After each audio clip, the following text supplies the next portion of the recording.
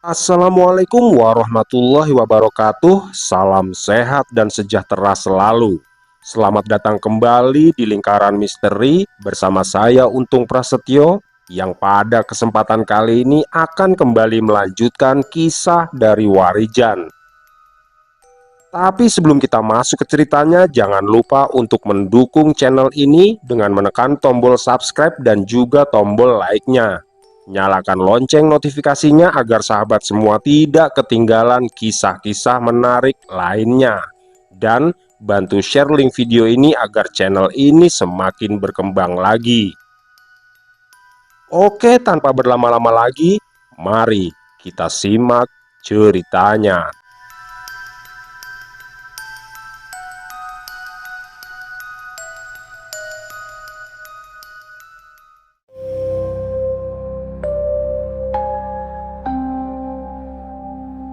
Pagi itu datang tanpa tanda apapun. Matahari naik perlahan, menerangi halaman rumah Prabajaya seperti hari-hari biasanya. Namun, tidak ada yang menyangka bahwa malam sebelumnya sebuah benturan dari dua ajian telah terjadi di balik pintu kamar Warijan. Tidak ada yang tahu bahwa salah satu pondasi pengawasan Paseban Karsa telah runtuh tanpa suara. Warijan keluar dari kamarnya dengan wajah yang letih, namun sorot matanya terlihat berbeda, lebih tenang, lebih jernih, dan terselip kehendak baru yang tidak seorang pun bisa membacanya. Begitu dia tiba di area tengah rumah, Prabajaya, Arya Soma, dan Adisena telah menunggu. Seperti biasa, Prabajaya tampak sangat tenang dengan pakaian rapi, dan sepertinya dia tidak pernah tahu apa yang terjadi semalam di rumahnya. Sementara Adisena berdiri bersandar pada dinding dengan kedua tangan terlipat, dan Arya Soma duduk di kursi tunggal yang sengaja diletakkan agak berjauhan. Posturnya tegap, tatapannya mengamati ruangan seperti seorang pengawas. Tidak ada senyum, tidak ada ucapan selamat pagi, hanya keheningan yang terasa seperti mata pisau. Tanpa perlu menunggu, Arya Soma langsung memulai pembicaraan. Suaranya datar, namun tekanan di balik nada bicaranya membuat suasana ruangan kaku seperti papan kayu yang ditegakkan terlalu kuat. Dia menjelaskan bahwa hari itu Warijan akan pergi bersama Adisena ke rumah panggung atau joglo alit yang berada di tengah hutan, tempat mereka menyekap para calon tumbal. Mendengar itu, Warijan merasa sangat lega. Dalam benaknya dia mulai mengatur beberapa rencana, mulai dari melarikan diri dengan kembali masuk ke dalam hutan, sampai membebaskan orang-orang yang ada di joglo alit. Namun satu hal yang pasti, kini Warijan dapat melakukan apapun tanpa tersentuh lagi oleh kekuatan hitam yang bersemayam dalam tubuhnya. Warijan mengangguk pelan seolah menerima perintah Arya Soma. Wajahnya tetap tenang tanpa menunjukkan perubahan ekspresi sedikitpun, sebab dia tahu tiga pasang mata di ruangan itu terbiasa membaca gerak-gerik halus seperti membaca tanda alam. Arya Soma melanjutkan arahannya dengan cara yang sangat khas, singkat, tegas, dan tanpa peduli apakah orang lain sanggup mengikutinya atau tidak. Dia menjelaskan bahwa proses ritual besar sudah semakin dekat, sehingga dia meminta Adisena dan Warijan memastikan semuanya berjalan baik tanpa adanya gangguan dari pihak manapun. Ketika Arya Soma selesai bicara, Adisena mengangguk singkat seolah menyetujui setiap perintah tanpa perlu memikirkannya. Tidak ada yang berubah dari sorot matanya, tajam, tenang, namun mengandung sesuatu yang selalu membuat Warijan waspada. Adisena bukan seperti Prabajaya yang masih memiliki sisa-sisa kemanusiaan dalam dirinya. Dia tumbuh bersama Sarpajaya, dan Warijan tahu lelaki itu bisa berubah menjadi pemburu dalam hitungan detik. Sementara itu Prabajaya hanya duduk dengan kedua tangannya yang menyatu di depan lutut. Dia tidak banyak bicara kali ini. Sesekali dia menatap Warijan seperti memastikan apakah pemuda itu benar-benar siap atau sekedar terlihat siap. Namun, Warijan tidak memberikan celah dan Prabajaya tidak bertanya lebih jauh. Dia hanya mengangguk pelan seakan menyampaikan pesan jika tidak boleh ada kesalahan sedikit pun. Setelah perbincangan selesai, Arya Soma berdiri. Dia keluar ruangan terlebih dahulu diikuti Adisena. Keduanya tidak menunggu Warijan maupun Prabajaya. Pintu tertutup perlahan, menyisakan jeda hening yang terasa seperti napas panjang sebelum badai. Prabajaya menatap Warijan dengan tatapan tajam, tapi dia tidak mengatakan apapun. Dia hanya bergerak pelan, memberinya tanda untuk bersiap, lalu berjalan keluar ruangan menyusul Adisena dan Arya Soma. Saat Warijan melangkah keluar, sesuatu dalam dirinya terasa berbeda. Tidak ada lagi tekanan gelap yang merayap seperti belenggu tak kasat mata. Tidak ada rasa takut yang membayangi setiap kali dia dekat dengan salah satu dari mereka. Dia melangkah dengan tenang, membawa rahasia besar yang tidak diketahui siapapun di ruangan itu, bahwa kendali Paseban Karsa atas tubuhnya telah putus. Beberapa saat kemudian, mobil yang ditumpangi Warijan dan Adisena bergerak perlahan keluar dari halaman rumah, melewati jalan perumahan yang sepi dan dipenuhi pepohonan. Tidak ada percakapan di dalam mobil, dan keadaan pun terasa hening. Warijan menyandarkan kepala, menatap keluar jendela, namun pikirannya berjalan jauh ke depan. Dia menghitung jarak, medan hutan, posisi penjaga, dan semua celah yang bisa dia gunakan di Joglo Alit nanti. Dia membentuk rencana tanpa menggerakkan bibir dan tanpa menunjukkan perubahan ekspresi. Dia kini tahu kesempatan untuk menghancurkan Paseban Karsa tidak datang dalam bentuk pertarungan terbuka, tapi kesempatan itu ada di Joglo Alit, tempat di mana orang-orang tidak bersalah itu ditahan.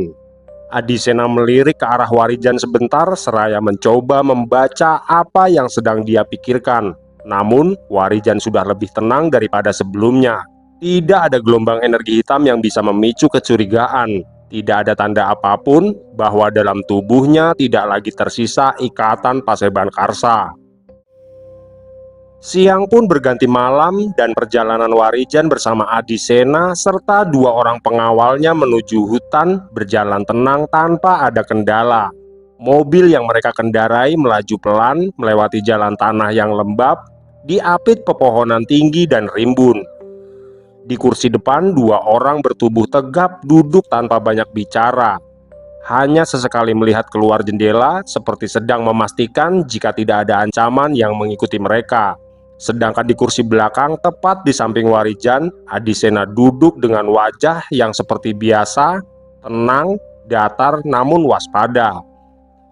Setelah melewati beberapa pos penjagaan, suasana hutan berubah semakin sunyi. Tidak ada suara burung dan tidak ada gerak dedaunan.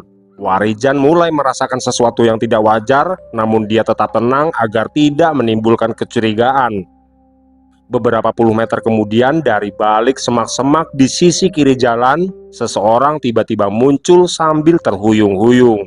Tubuhnya penuh luka, sebagian robek seperti dicakar oleh sesuatu yang sangat besar. Kulitnya lebam dan darah menetes dari lengannya. Dengan sisa tenaga yang hampir habis, orang itu melambai ke arah mobil sambil berteriak minta tolong. Mendapati ada sesuatu yang mengganggu, lelaki bertubuh tegap yang mengendarai mobil tersebut langsung menginjak rem dan menghentikan kendaraannya. Adisena tampak terkejut, sedangkan Warijan terus menatap ke depan dengan tatapan penuh waspada. Dan tanpa menunggu perintah, dua lelaki bertubuh tegap itu keluar dari dalam mobil sambil memegangi pinggang untuk memastikan jika senjata mereka siap digunakan. Di depan kedua lelaki itu, seseorang yang mencegat kendaraan itu jatuh berlutut di tengah jalan. Kedua tangannya gemetar ketika menunjuk ke arah dalam hutan. Namun tanpa bicara, salah satu lelaki bertubuh tegap itu langsung menodongkan senjata ke arahnya. Tapi sebelum ditanya, orang dengan tubuh penuh luka itu sudah menangis sambil memegangi dada yang naik turun. Dia memaksa bersuara meski nadanya seperti patah di tengah jalan karena rasa sakit. Tolong, Joglo Alit diserang. Tolong, Joglo Alit diserang. Ucap lelaki itu terbata-bata. Dia berhenti sebentar, batuk keras seperti ada udara yang tidak bisa masuk ke paru-parunya. Dua makhluk gaib besar masuk ke wilayah hutan dan menghabisi para penjaga gaib di hutan ini. Imbuhnya dengan tubuh gemetar.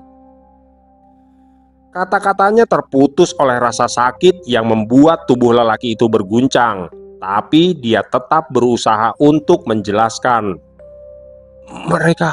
Mereka masuk begitu saja. Penjaga banyak yang jatuh dan beberapa orang hilang. Imbuhnya lagi menjelaskan. Lelaki itu memegangi kepalanya dengan mata yang mulai melebar penuh ketakutan, seperti masih melihat kejadian itu di depan matanya. "Ada apa, John?" tanya Adisena yang menyusul keluar dari dalam mobilnya. "Joglo Alit diserang, Mas," jawab salah satu pria bertubuh tegap itu. "Tolong, Mas, mereka bukan manusia. Mereka adalah makhluk gaib," ujar lelaki yang terluka parah itu menjelaskan. "Kalau begitu, kau tunggu di sini. Bantuan akan segera datang. Biar kami yang menyelesaikan urusan ini," balas Adisena dengan tegas. "Kenapa kita tidak menolong ya, Mas?" tanya Warijan yang berdiri di belakang Adisena. "Sudah tidak ada waktu. Lagi pula tubuh orang itu kotor dan bau," balas Adisena yang terdengar sangat angkuh. Adisena kembali ke mobilnya tanpa menoleh lagi pada lelaki yang kini tergeletak di tanah. Dua orang pengawalnya segera menyusul, seakan perintah tadi sudah cukup menjadi komando untuk menutup semua empati mereka. Hanya Warijan yang tetap berdiri memandangi lelaki yang terluka cukup parah itu. Dan dalam waktu singkat, dia sudah bisa merasakan jika ada sesuatu yang tidak wajar pada luka-lukanya. Luka itu bukan sayatan, bukan tembakan, dan bukan pula cakaran, tapi seperti tekanan ledakan energi yang meletus dari dalam tubuh. Warijan akhirnya masuk ke dalam mobil setelah memastikan lelaki itu masih bernapas. Begitu pintu tertutup, suara mesin kembali meraung, dan kendaraan pun melaju meninggalkan lelaki yang terluka itu sendirian di tengah jalan yang sempit. Perjalanan mereka setelah itu tidak lagi setenang sebelumnya. Walau tidak ada kata yang terucap dari siapapun di dalam mobil, tapi ketegangan menggantung seperti kabut yang terlalu berat untuk dihirup. Udara hutan yang tadinya terasa lembut kini seperti menekan kaca jendela, membuat ruangan sempit dalam kendaraan itu terasa lebih sesak. Setiap kali mobil melewati tikungan atau melewati celah di antara pepohonan, Warijan merasakan hawa asing yang mengalir masuk melalui celah-celah kecil udara. Hawa itu bukan milik makhluk gaib penjaga hutan, bukan pula milik para makhluk halus yang biasa berkeliaran di tempat-tempat angker. Hawa itu berbeda, terasa lebih padat, lebih agresif, dan terasa seperti bergerak seolah menyusuri hutan sambil mencari sesuatu. Dua pria bertubuh tegap itu mencuri pandang ke arah luar jendela beberapa kali. Wajah mereka yang biasanya keras seperti batu tampak menyisakan keraguan tipis. Mereka tahu hutan itu, dan mereka tahu apa saja yang biasa menjaga Joglo Alit. Jika benar ada makhluk yang mampu menembus wilayah itu, apalagi menghabisi para penjaga gaibnya, maka sesuatu yang lebih besar sedang melintas di hadapan mereka. "Apa kita perlu melapor pada Mas Arya dan Mas Praba, Mas?" tanya lelaki yang mengendarai mobil hitam itu. "Jangan, kita selesaikan ini sendiri," balas Adisena dengan tegas. Mendengar jawaban itu, lelaki yang tadi disapa dengan sebutan John langsung menjejak pedal gasnya lebih dalam. Mobil melaju dengan kecepatan tinggi, membuat kendaraan itu berbelok dengan paksa mengikuti jalur hutan yang berliku. Dan ketika mereka mendekati wilayah terbuka, tempat di mana Joglo Alit berada, udara berubah drastis. Pepohonan di sisi kanan dan kiri jalan tampak kehilangan kerapatannya, seperti ada sesuatu yang memaksa mereka roboh atau layu. Daun-daun kering bertebaran di tanah meski musim bukanlah musim gugur. Dan yang paling mencolok, Warijan bisa merasakan adanya denyut energi yang memantul dari satu titik di depan mereka, seolah ada pertempuran gaib yang baru saja terjadi atau mungkin masih berlangsung. Laju kendaraan pun melambat hingga akhirnya berhenti beberapa puluh meter dari rumah Joglo Alit. Pemandangan di tempat itu terlihat sangat berbeda. Jalan tampak rusak, tanah terbelah seperti dicungkil oleh tekanan yang sangat kuat, batu-batu terpental ke segala arah, dan akar-akar pohon seperti diputus paksa dari dalam tanah. Tidak ada tubuh, tidak ada darah, dan tidak ada tanda jelas perkelahian. Hanya bekas kerusakan yang berbicara lebih jujur daripada saksi manapun.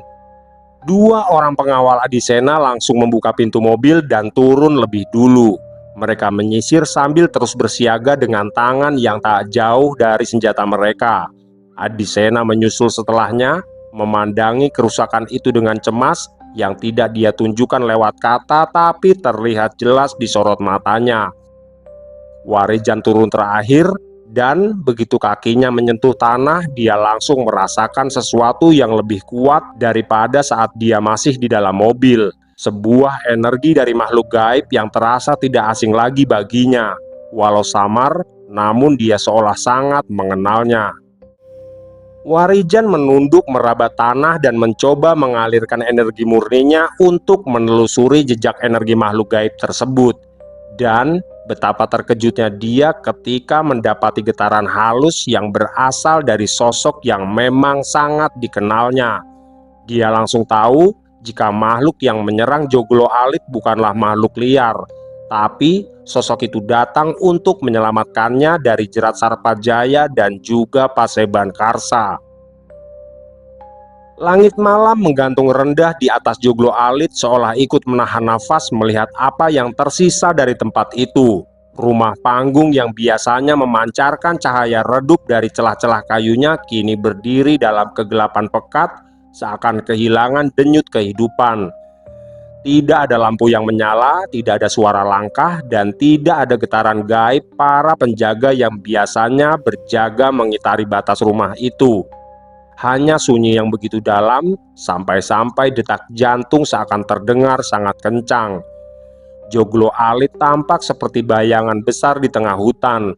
Tiang-tiang kayunya yang kokoh berdiri miring di beberapa bagian, seolah sempat menerima benturan dahsyat.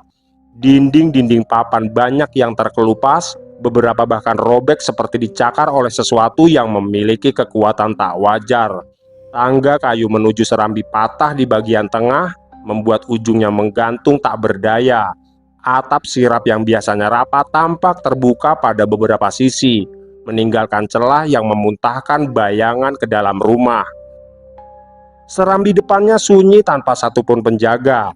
Tempat yang biasanya diisi oleh 4 sosok makhluk gaib yang mengawasi siapapun yang masuk, kini hanya menyisakan udara dingin yang terasa lebih berat dari biasanya. Warijan sempat merasakan sisa-sisa mereka sebelumnya, bukan dalam bentuk kehadiran, tapi dalam bentuk kehampaan yang justru lebih menekan. Seolah para penjaga itu tidak mati, melainkan dihapus dan ditarik keluar dari keberadaan mereka tanpa meninggalkan jejak.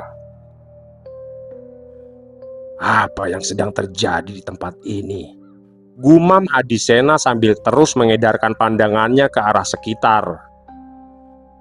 Hati-hati John, sepertinya sosok yang telah menghancurkan Joglo Alit masih ada di sekitar kita, ucap Adisena sambil menatap ke arah 2 pria bertubuh tegap itu. Dan tidak lama setelah Adisena mengatakan hal itu, tiba-tiba saja angin berhembus kencang yang disertai dengan kilatan petir yang membelah gelap malam. Bersamaan dengan itu, terdengar suara tanpa wujud yang membuat Adisena dan 2 pria bertubuh tegap itu semakin waspada. Aku sangat senang sekali dapat melihatmu, dan aku tidak perlu mencarimu lagi, Jan, ujar sosok makhluk gaib yang terdengar menggema di sekitar pelataran Joglo Alit. Walaupun kau masih disusupi energi hitam, tapi setidaknya kau masih hidup. Hahaha. Imbuh sosok itu lagi dengan tawa yang menggetarkan nyali. Angin yang berputar di sekitar pelataran joglo alit semakin liar setelah suara itu lenyap ke dalam pekat. Pohon-pohon di tepi hutan seolah merunduk, bukan oleh hembusan, melainkan oleh kehadiran sesuatu yang lebih tua dari gelapnya malam. Warijan merasakan sosok makhluk gaib tersebut bukan sekedar dekat, tapi dia sudah berada di sana, menyatu dengan udara, menyusup ke pori-pori tanah, dan menempatkan dirinya di antara bayangan rumah panggung yang tampak sepi itu. Tanah bergetar pelan, kemudian berhenti tiba-tiba. Dari arah belakang rumah, kegelapan tampak mengalir seperti kabut pekat yang hidup. Bukan asap, bukan bayangan, melainkan wujud samar dari energi yang hanya bisa dilihat oleh mereka yang memiliki mata batin. Dan Warijan tahu siapakah sosok makhluk gaib yang ada di sana. Perlahan Ki Condrowongso memadatkan energinya dan menampakkan diri dengan wujud sempurna. Kehadirannya membawa tekanan energi besar bagi Adisena dan dua orang bertubuh tegap itu. Batu-batu kecil di tanah bergeser perlahan, seakan menjauh dari pusat kekuatan yang memancar dari tubuh Ki Condrowongso. Bersamaan dengan itu, sosok lain muncul dengan energi yang tak kalah besar. Sosok yang juga berwujud manusia dengan tubuh tinggi besar dan pakaian serba hitam, serta memakai ikat kepala berwarna putih, tampak berdiri di belakang Warijan. "Aku sangat senang dapat melihatmu lagi, Jan," ujar sosok yang tidak lain adalah Joyowongso. Angin malam terhenti seketika setelah dua sosok sakti itu memadatkan wujud mereka sepenuhnya. Tekanan energi yang memancar dari tubuh Ki Condrowongso dan juga Joyowongso membuat udara di pelataran joglo alit terasa semakin berat, seolah hutan pun menunduk menyambut kehadiran dua makhluk gaib yang kekuatannya melampaui batas dunia manusia. Adisena berdiri tegak di hadapan Ki Condrowongso. Ketenangan yang semula dia miliki mulai retak oleh kenyataan bahwa energi tua yang mengalir dari tubuh Ki Condrowongso jauh lebih besar dari dugaannya. Cincin batu hitam di jari manisnya bergetar, menyerap sisa-sisa aura pekat di sekitar rumah panggung yang tampak tidak berpenghuni itu. Tangan kanan Adisena terangkat perlahan, cincin hitam di jarinya memancarkan semburat gelap, diikuti kilatan tipis seperti bayangan arwah yang menari di sekeliling lengannya. Dari tubuhnya pusaran gaib mulai terbentuk, terlihat pekat dan bergerak seperti kabut hidup. Tanah di bawah kakinya pun mulai bergetar, kemudian retak halus. Dengan mata terpejam, Adisena terus merapal mantra, dan tidak lama kemudian energi dari ajian Bolo Sewu terpancar dari telapak tangannya, meluncur dalam bentuk gelombang besar yang dipenuhi ribuan bayangan samar, seperti pasukan hitam yang menyerbu dalam satu waktu. Gelombang itu menggelinding menghantam udara, merobek ruang sekeliling dan menerjang langsung ke arah Ki Condrowongso. Namun, Ki Condrowongso membalas dengan mengangkat satu tangannya yang memunculkan seberkas cahaya putih di telapaknya, yang terlihat lembut namun berisi kekuatan besar. Dan ketika gelombang dari ajian Bolo Sewu itu menghantam, cahaya putih pecah menjadi kelopak-kelopak tipis yang menahan setiap serangan seperti bunga suci yang tumbuh dari kehampaan. Benturan dahsyat terjadi, cahaya dan kegelapan saling menekan menghasilkan ledakan besar yang mengangkat debu dan daun-daun kering hingga membentuk pusaran. Bayangan-bayangan Bolo Sewu hancur menjadi serpihan hitam yang tersebar ke seluruh penjuru hutan. Adisena terhempas dua langkah ke belakang, dadanya terguncang oleh benturan balik yang tidak dia duga. Namun, dia berdiri lagi, membiarkan energi hitam dari cincin itu melingkupi tubuhnya hingga tampak seperti dilapisi kabut kelam. Ki Condrowongso menancapkan tongkat kayunya ke tanah, menghasilkan gelombang energi murni yang memancar, merambat luas seperti getaran bumi. Lingkaran cahaya putih terbuka di sekitar tubuhnya, lalu meledak maju dengan kecepatan kilat.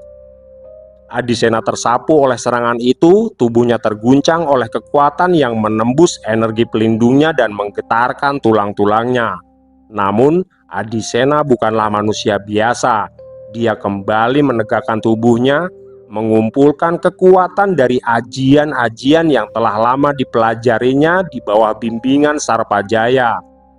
Tidak lama kemudian, energinya memuncak dan siap untuk meledak lagi. Di sisi lain, dua pengawal Adisena bergerak cepat. Langkah mereka menghentak tanah, menimbulkan retakan kecil saat tenaga dalam disalurkan melalui kaki dan tangan mereka. Keduanya menyerang Joyowongso bersamaan dengan kombinasi yang jelas pernah ditempa dalam latihan bertahun-tahun. Pukulan tenaga dalam menghantam dari arah depan yang disusul dengan tendangan memutar yang syarat kekuatan menyerang dari arah samping. Namun Joyowongso tidak bergeser dari tempatnya. Satu tangannya terangkat dan menahan pukulan pertama tanpa goyah sedikit pun, sementara lututnya mengangkat tinggi untuk menahan tendangan kedua. Dalam sekejap, Joyowongso mengerahkan sedikit tenaga dalamnya. Gelombang energi pun memancar dari tubuhnya mendorong kedua orang itu hingga terpental mundur seperti tertabrak dinding gaib. Mereka jatuh berguling namun langsung bangkit kembali dengan mata yang menyala oleh tekad dan rasa takut yang bercampur menjadi satu. Kedua pengawal itu menyerang lagi, kini lebih cepat dan lebih brutal. Pukulan-pukulan berlapis tenaga dalam saling bersusulan, tendangan memecah udara, dan langkah-langkah mereka menghasilkan suara berat bagaikan banteng yang sedang menyeruduk. Joyowongso menyelinap di antara serangan itu tanpa kehilangan keseimbangan sedikit pun. Tubuhnya bergerak seperti bayangan hitam, cepat dan presisi. Dalam satu putaran tubuh, dia menghantam dada pengawal pertama dengan telapak tangan yang mengandung tenaga murni, yang membuat tubuh pengawal itu terangkat dari tanah. Dalam gerakan selanjutnya, Joyowongso memutar, lalu menghantam rahang pengawal kedua dengan pukulan lurus yang memecah lapisan energi pelindungnya. Sosok pria bertubuh tegap itu jatuh, lalu berusaha bangkit lagi. Namun jelas, kekuatan mereka tidak sebanding. Meski mereka telah mengerahkan seluruh tenaga dalam yang mereka miliki, namun hasilnya tetap sama. Sementara itu di tengah pertarungan, Warijan terlihat berdiri kaku dan nyaris tidak bergerak. Tubuhnya seperti dibelenggu oleh udara yang pekat. Dia tidak menyangka jika energi kegelapan masih tersisa dalam dirinya dan kini bereaksi terhadap pertarungan dua kekuatan besar di hadapannya. Matanya terpaku pada ledakan cahaya putih Ki Condrowongso. Di saat bersamaan, telinganya dipenuhi suara dentuman dari pertempuran Joyowongso dan dua lelaki bertubuh tegap itu. "Berusahalah melepaskan energi hitam itu, Jan!" seru Ki Condrowongso di tengah pertarungannya melawan Adisena. Menyadari jika masih ada kekuatan gelap yang bersembunyi dalam tubuhnya, Warijan menurunkan nafas perlahan lalu memejamkan mata. Dia mulai merapal ajian jagat geni dalam hati untuk memanggil pancaran panas dari inti tubuhnya. Dalam sekejap, hawa gaib dari ajian itu muncul seperti bara merah yang menyala di balik kulitnya. Panas, murni dan penuh gairah penghancur terhadap energi gelap. Gelombang kecil dari jagat geni pertama muncul sebagai percikan cahaya di sekitar pori-porinya, lalu berkembang menjadi kilatan merah tipis yang menyelimuti tubuhnya. Dari pusat dadanya muncul desir panas yang menjalar melalui tulang-tulangnya, mengalir ke lengan, perut, hingga ujung kaki. Jagat geni merayap seperti ular api yang memburu kegelapan yang masih bersembunyi di dalam tubuh Warijan. Energi hitam yang bersarang di tubuhnya menggeliat. Kabut gelap yang biasanya terdiam tenang di relung terdalam tubuh Warijan kini mengerang dan bergetar seperti makhluk yang merasa terancam. Dari dalam jantung energi itu muncul denyut gelap yang memukul balik, mencoba memadamkan sinar merah jagat geni. Benturan dua kekuatan itu meledak dalam tubuhnya dan bara panas dari jagat geni menghantam lapisan kegelapan dari dalam, mengikisnya sedikit demi sedikit. Namun, energi hitam itu tidak tinggal diam. Dia membentuk pusaran kecil di area dada dan perut Warijan, berusaha mengunci pergerakan jagat geni, lalu mencoba membungkamnya. Suara lirih bagai geraman gaib menggema dari dalam tubuhnya. Bukan suara manusia, bukan suara makhluk fisik, melainkan getaran ajian hitam yang memaksa Warijan untuk tunduk. Aku pikir aku sudah terbebas sepenuhnya dari energi Sarpajaya, gumam Warijan dalam hatinya. Tubuh Warijan mulai bergetar hebat, urat-urat muncul di tangan dan lehernya. Seakan tubuhnya menolak dua kekuatan yang saling memakan dari dalam. Tanah di bawah kakinya bergetar oleh pancaran energi yang tidak dia sadari telah keluar dari telapak kakinya. Daun-daun kering di sekitar tempatnya berdiri terbakar perlahan, seolah tersentuh bara yang keluar dari tubuhnya. Merah jagat geni semakin kuat, namun energi hitam itu pun ikut menguat. Kabut kelam membentuk pola seperti belitan tali gaib di tulang rusuknya, menekan paru-parunya, membuat pernafasannya terengah pendek. Jagat geni bereaksi lebih keras, memunculkan semburan panas yang menembus kulitnya sebagai kilatan merah menyala. Percikan api kecil mulai muncul di sekujur tubuhnya, menari tanpa membakar pakaian dan tanpa merusak kulit. Itu semua hanya sebagai manifestasi dari pertarungan gaib di dalam tubuhnya. Sementara itu di kejauhan, pertarungan antara Ki Condrowongso dan Adisena mencapai titik paling berbahaya ketika kedua kekuatan itu akhirnya terlepas dari batas kendali masing-masing. Aura hitam yang mengalir dari cincin batu di jari Adisena melebar, membentuk pusaran pekat di sekeliling tubuhnya. Pusaran itu berputar seperti badai gaib dengan bayang-bayang samar yang muncul lalu menghilang pada setiap putarannya. Bayangan 1000 sosok, cerminan dari ajian Bolo Sewu yang dia lepaskan tanpa menahan apapun. Tanah di sekitar mereka terangkat, membentuk lingkaran debu yang berputar mengikuti aliran energi hitam tersebut. Adisena melompat maju, gerakannya cepat, hampir tidak terlihat. Setiap langkahnya meninggalkan jejak gelap di udara yang menggetarkan. Pukulan kosongnya menghantam ke arah Ki Condrowongso dengan kekuatan yang cukup untuk merobek energi pelindung di depan sosok makhluk tua itu. Ki Condrowongso mengangkat tongkat kayunya.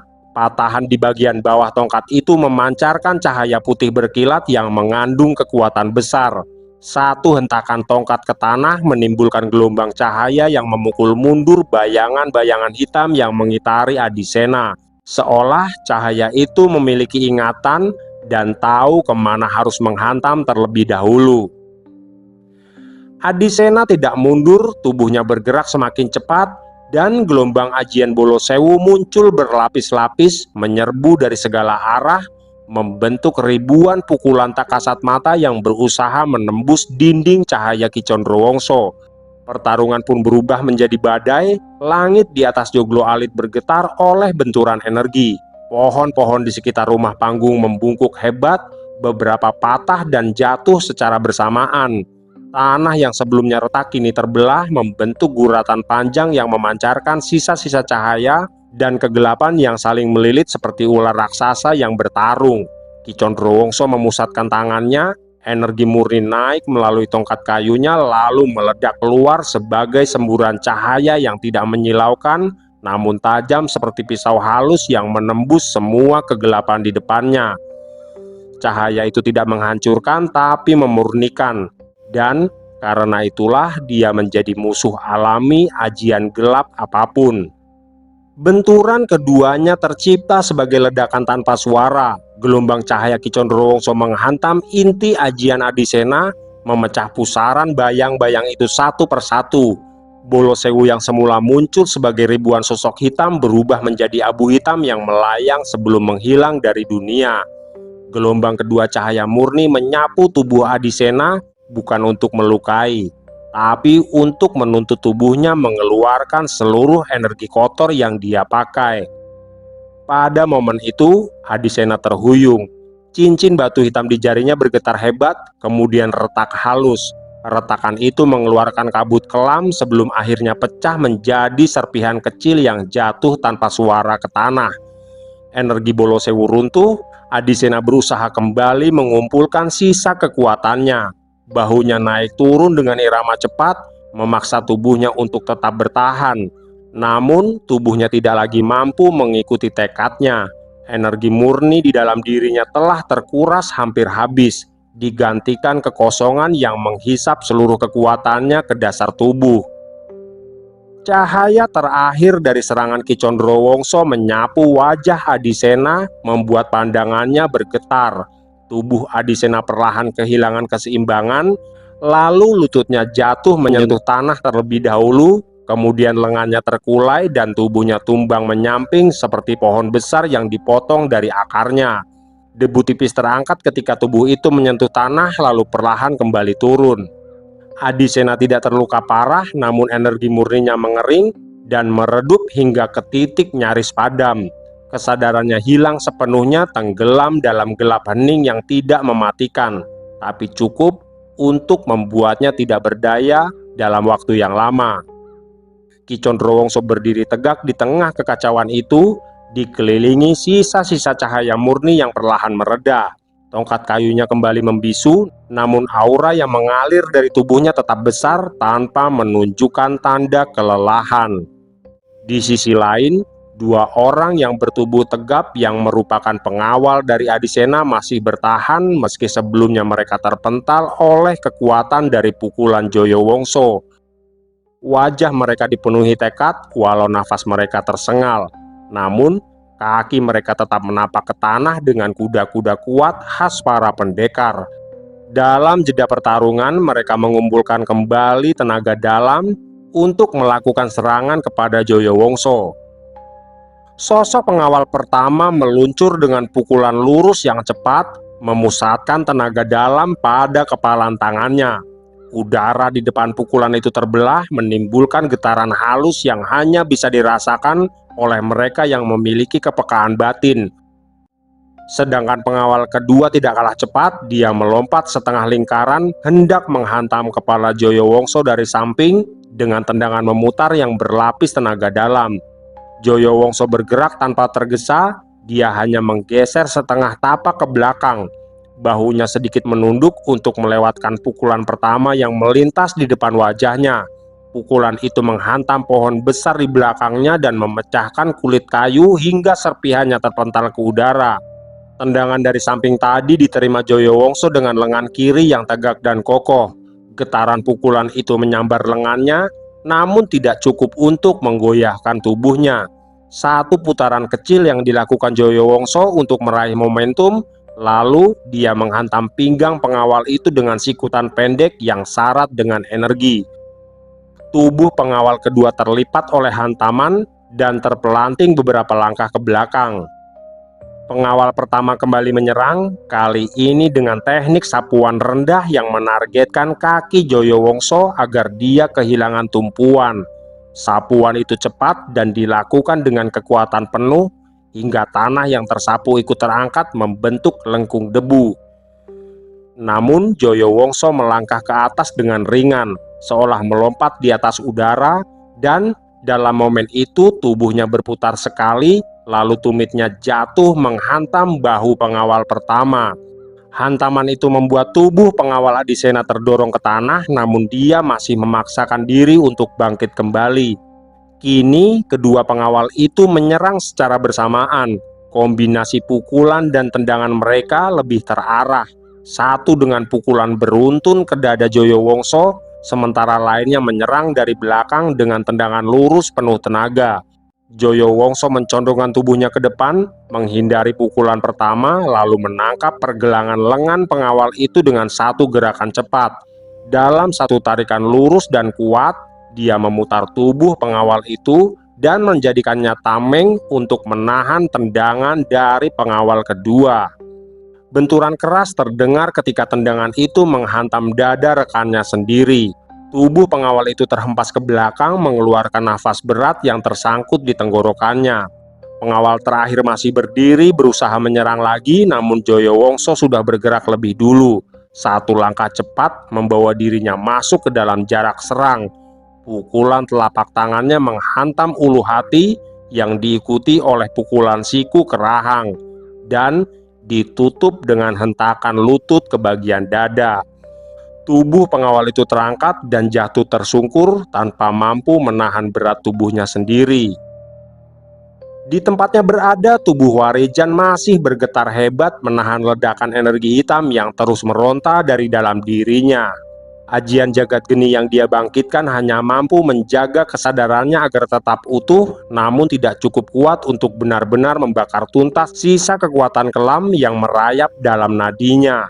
Aura itu mengepul dari pori-porinya, tipis dan bergerak seperti asap hidup yang menari untuk keluar. Ki Condrowongso mendekat ke arah Warijan dengan langkah perlahan. Jubah putihnya bergeming tenang, berbeda sepenuhnya dengan keadaan Warijan yang hampir kehilangan kendali atas tubuhnya sendiri. Tanah di sekitar Warijan mulai bergetar kecil. Energi hitam itu seperti makhluk kecil yang berusaha memutuskan pengikat terakhirnya. Wajah Warijan memucat, kedua tangannya mencengkeram tanah dan tubuhnya membungkuk seolah sedang menahan sesuatu yang ingin merobek keluar dari dirinya. Ki Condrowongso mengangkat tangan kirinya sedikit, gerakannya sederhana, namun udara di sekitar mereka langsung berubah berat. Angin malam yang tadi melintas pelan tiba-tiba diam, seakan tunduk oleh kehadiran kekuatan murni yang baru saja bangkit. Telapak tangan Ki Condrowongso mengeluarkan kilatan samar, bukan cahaya dan bukan pula api.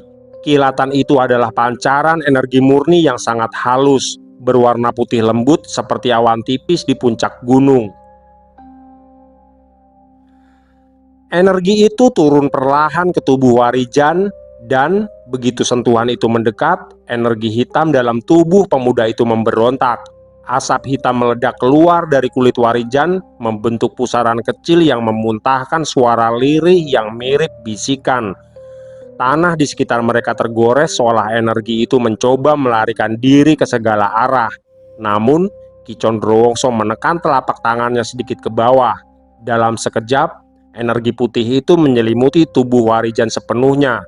Pusaran hitam pun terseret dan terjepit oleh kekuatan yang jauh lebih tua, lebih murni dan lebih kuat. Energi hitam yang sebelumnya bergerak liar kini menciut seperti bara yang disiram air. Hanya beberapa tarikan nafas kemudian, tubuh Warijan berhenti bergetar. Asap putih dari pori-porinya menyusut menjadi garis tipis, kemudian menghilang tanpa jejak, seolah diserap oleh tanah atau hancur bersama tekanan energi Ki Condrowongso. Warijan terkulai, namun nafasnya kembali teratur. Tubuhnya tidak lagi memaksa ajian jagat geni untuk terus menyala. Rasa panas dalam tubuhnya mereda, digantikan oleh keheningan yang berat namun menenangkan. Ki Condrowongso menarik kembali energinya, udara kembali bergerak, dan angin malam kembali berhembus. Warijan menunduk dengan nafas tersengal, namun kini tidak ada lagi bayangan hitam yang bersembunyi di balik bola matanya. Energi gelap yang sebelumnya menempel seperti parasit kini benar-benar padam. Akhirnya kita dapat berjumpa kembali dalam keadaan yang sama seperti terakhir kali kita bertemu, Jan, ujar Ki Condrowongso sambil tersenyum. Iya, Ki. Terima kasih banyak untuk apa yang telah panjenengan lakukan ini, balas Warijan dengan wajah tertunduk. Pulihkan dirimu dulu, Jan, karena tugas kita baru saja dimulai malam ini, ujar Ki Condrowongso lagi sambil menepuk pundak pemuda itu. Iya, Ki, sekali lagi terima kasih, balas Warijan sambil menganggukkan kepalanya. Setelah tubuhnya kembali normal, Warijan perlahan bangkit dan berjalan menuju ke rumah panggung yang tampak berbeda dari sebelumnya. Bersamaan dengan itu, dia merasakan udara di sekelilingnya berubah. Tanah yang retak, serpihan kayu, dan bayangan pekat yang melapisi rumah panggung Joglo Alit seakan bergerak menjauh dan menghilang. Semakin dia mendekat, Joglo Alit berubah, bukan rusak atau semakin gelap, tapi justru sebaliknya. Ilusi perlindungan Ki Condrowongso mulai meregang dan terurai seperti kabut tipis yang kehilangan bentuknya. Papan-papan yang sebelumnya tampak rusak perlahan merapat kembali. Tiang-tiang penyangga yang tampak patah kini berdiri tegak, seolah tidak pernah tersentuh oleh kekuatan apapun. Atap yang terkelupas tertata kembali tanpa suara, seperti waktu yang berputar mundur. Tangga rumah yang tadi tampak patah perlahan menyambung dengan sendirinya. Serpihan kayu yang berserakan naik ke tempatnya kembali, menutup celah seperti potongan teka-teki yang menemukan pasangannya. Dari celah lantai bawah rumah, cahaya samar mulai berpendar hangat, hidup, dan sangat berbeda dari aura kelam yang selama ini menyelimuti area sekitar. Di dalamnya, cahaya dari lampu minyak berayun perlahan, memantulkan bayangan hangat pada dinding kayu yang masih utuh. Anyaman bambu di beberapa sudut masih tampak bersih, tidak menunjukkan adanya kerusakan yang sebelumnya terlihat dari luar. Aroma kayu tua dan minyak kelapa mengisi udara, bertolak belakang dengan kesan ngeri yang masih tersisa di luar rumah. Sementara itu, tanpa disadari oleh Warijan, Mas Moko berdiri di balik pintu yang perlahan terbuka. Wajahnya memancarkan ketegangan yang perlahan berubah menjadi kelegaan ketika melihat Warijan memasuki rumah itu. Beberapa penjaga yang sebelumnya terlihat tegang tampak menurunkan bahunya, seolah beban panjang yang mereka pikul akhirnya terangkat. Tubuh mereka masih dilingkari oleh lapisan energi perlindungan, tanda bahwa mereka telah siap menghadapi kemungkinan terburuk sebelum Ki Condrowongso dan Joyowongso datang. "Syukurlah, akhirnya kau kembali ke tempat ini dengan selamat, Jan," ucap Mas Moko sambil memegangi pundak Warijan dengan senyum di wajahnya. "Iya, Mas. Aku juga tidak pernah menyangka jika akan kembali lagi ke tempat ini," balas Warijan yang seketika pandangannya beralih ke arah anak-anak yang ada di ruangan itu.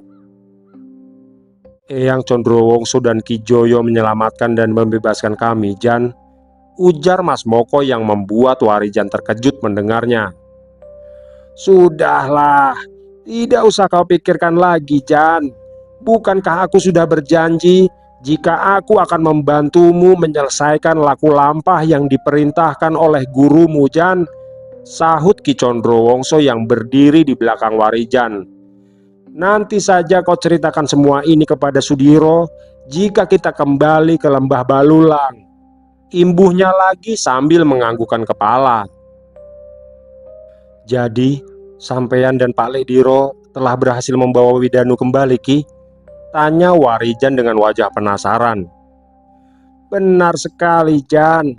Tapi sayangnya, Tirta Bagya harus pergi bersama makhluk pemilik kekuatan besar dan kesaktian tinggi itu. Sementara Bolorejo sahabat lamaku harus menggantikan Widanu sebagai penjaga gerbang barat Lembah Segoro Geni," balas Ki Condrowongso menceritakan. "Nanti saja aku ceritakan perjalanan panjang itu. Sekarang yang terpenting, bawa ketiga orang itu masuk dan kita akan memutuskan semuanya. Apakah kita akan pergi begitu saja atau membuat perhitungan dengan manusia bernama Sarpajaya itu?" ucap Ki Condrowongso dengan tegas. "Loh, memang siapa yang bersamamu, Jan?" tanya Mas Moko penasaran. "Adisena dan 2 orang pengawalnya, Mas," balas Warijan singkat. "Kalau begitu, biar kami amankan dulu orang-orang itu, Jan," ucap Mas Moko yang langsung pergi keluar rumah bersama beberapa orang penjaga lainnya. Mas Moko melangkah keluar bersama para penjaga meninggalkan Warijan, Ki Condrowongso dan Joyowongso di dalam Joglo Alit yang kini pulih sepenuhnya dari ilusi perlindungan. Dari luar terdengar suara langkah tergesa, gesekan tanah, serta desahan berat tubuh-tubuh yang baru saja melewati pertarungan sengit. Tidak lama kemudian, Mas Moko kembali bersama kedua pria bertubuh tegap yang tidak lain adalah pengawal Adisena yang masing-masing dipapah oleh 2 orang penjaga. Tubuh kedua orang itu dipenuhi bekas benturan tenaga dalam. Lengan mereka terkulai lemah, dada naik turun cepat, wajah pucat dan kehilangan kesadaran. Setelah berada di dalam Joglo Alit, tangan dan kaki mereka diikat agar tidak melakukan perlawanan ketika tersadar. Di belakang mereka, Adisena dibawa dengan lebih hati-hati. Tubuhnya tampak jauh lebih ringkih, kulitnya pucat seperti kehilangan seluruh cahaya yang pernah dimilikinya. Jejak kelelahan terlihat jelas di wajahnya, bukan sekedar lelah tubuh, melainkan kelelahan yang datang dari dalam jiwa. akibat energi murni yang terkuras habis. Para penjaga meletakkannya di atas tikar yang telah disiapkan tidak jauh dari dua pengawalnya. Ki Condrowongso berdiri tegak di samping tubuh Adisena yang duduk bersandar pada dinding kayu. Dia menatap pemuda itu dengan pancaran kewibawaan yang besar. Meskipun seluruh aura pertempuran sebelumnya telah mereda, namun sisa energi sakti masih berputar halus di sekitarnya seperti kabut putih yang tak terlihat oleh mata biasa. Setiap kali Ki Condrowongso menarik nafas, ruangan seakan mengencang, lalu kembali mengendur saat dia menghembuskannya. Sebuah tanda bahwa pertempuran itu tidak membuat kekuatan batinnya terganggu sedikit pun. Joyowongso berdiri di sisi lain ruangan. Tubuhnya tegap, tidak memantulkan bayangan. Hanya getar energi murni yang tampak berdenyut halus dan terus berputar dalam tubuhnya. Sementara itu, Warijan berdiri agak di tengah. Tubuhnya sudah pulih sepenuhnya setelah Ki Condrowongso memadamkan energi hitam yang tadi sempat mengamuk di dalam tubuhnya. Namun, nafasnya masih tersengal, bukan karena kelelahan, melainkan karena percampuran antara rasa lega dan kecemasan yang masih merekat kuat. Matanya terpaku pada Adisena, sosok yang selalu dilihat dingin dan sangat patuh pada perintah Sarpajaya. Sementara itu, para penjaga mengatur posisi dan menyalakan beberapa lampu minyak tambahan untuk memastikan keamanan dan kenyamanan rumah panggung itu, dan yang terpenting adalah memberi perlindungan bagi anak-anak calon tumbal yang kini sudah mulai tertidur lelap. Suasana di dalam joglo alit berubah menjadi ruang hening yang dipenuhi tegangan halus, seolah seluruh makhluk di sana sedang menunggu sesuatu yang tidak terelakkan. Warijan duduk di samping Mas Moko dan mulai menceritakan sosok Prabajaya yang sangat dikenal olehnya. Sosok bernama asli Cahyo itu diharapkan dapat membantu mereka menghancurkan Paseban Karsa bersama Sarpajaya. "Apakah kau bertemu dengan Cahyo, Jan?" tanya Mas Moko penasaran. "Iya, Mas. Aku tidak hanya bertemu dengannya, tapi aku juga tinggal bersamanya. Dan selain itu, dia banyak memberitahuku tentang Paseban Karsa dan semua tugas-tugas yang dijalankannya," balas Warijan menceritakan. "Sarpajaya sialan. Manusia iblis itu telah merubah orang sebaik Cahyo menjadi orang jahat yang tidak segan menghabisi nyawa seseorang," ucap Mas Moko lirih. "Tapi sepertinya dia belum kehilangan sisi baik dalam dirinya, Mas. Semua dia lakukan karena terpaksa," ujar Warijan yang membuat Mas Moko terlihat sedikit lebih tenang. "Semoga saja Eyang Condrowongso bisa memusnahkan ajian hitam yang bersemayam dalam tubuh dan jiwanya, Jan," balas Mas Moko sambil mengalihkan pandangannya ke arah Ki Condrowongso yang kini terlihat duduk bersila dalam posisi semedi. Beberapa waktu berlalu, tubuh Adisena perlahan bergerak. Jemarinya menggeliat pelan, disusul tarikan nafas panjang yang terdengar seperti seseorang yang baru saja terlepas dari jerat mimpi buruk. Melihat itu, Warijan dan Mas Moko segera menghampirinya. Langkah mereka terukur, penuh kewaspadaan, seakan setiap detik yang berjalan bisa memunculkan perlawanan mendadak dari pemuda itu. Namun, tubuh Adisena masih terlihat sangat lemah. Aura spiritual pemuda itu tidak tampak lagi, dan energi pelindung dari ajian Bolo Sewu pun telah menghilang. Dan kini hanya menyisakan kekosongan. Tidak seperti Warijan, Adisena tidak memiliki dasar laku batin. Kekuatannya selama ini berasal dari ajian yang dipaksakan oleh Sarpajaya dan menjadikannya lebih seperti wadah, bukan pelaku utama. Ki Condrowongso dan Joyowongso berdiri tidak jauh dari tempat itu, memandang Adisena seperti hakim yang menunggu terdakwa sadar sebelum pengadilan dimulai. Cahaya lampu minyak memantul di wajah keduanya, menambah kesan bahwa ruangan itu bukan lagi ruang biasa, melainkan tempat penyingkap kebenaran. Dan ketika Adisena membuka mata sepenuhnya, tatapannya awalnya kacau, kemudian beku. Dia mencoba bangun, namun tubuhnya langsung melemah dan jatuh kembali. Saat pandangannya akhirnya jernih, dia melihat Warijan berdiri tegak tanpa keraguan, dan juga Mas Moko dengan tatapan keras namun tetap waspada, serta dua sosok gaib yang membuat darahnya terasa berhenti mengalir. Pergilah sejauh mungkin, selagi kalian masih bisa pergi, Ucap Adisena lirih. Kami tidak akan pergi, Sena, tapi sebaliknya, kami akan mencari Sarpajaya, balas Warijan dengan tegas. Sekuat apapun kalian semua, tidak akan bisa melawan Paseban Karsa, karena yang kau lihat baru saja kulitnya, Rangga. Ucap Adisena sambil tersenyum licik. Kalau begitu, sekarang ceritakan siapa Sarpajaya dan juga Paseban Karsa, ujar Ki Condrowongso sambil mengeluarkan energinya untuk membuat Adisena gentar. Mendengar suara Ki Condrowongso yang bergema, Adisena langsung menundukkan wajahnya. Tubuhnya gemetar dan keringat dingin mulai membasahi dahinya. Setelah itu, dia mulai menceritakan siapa sebenarnya Sarpajaya dan bagaimana dia membangun jaringan hitam bernama Paseban Karsa.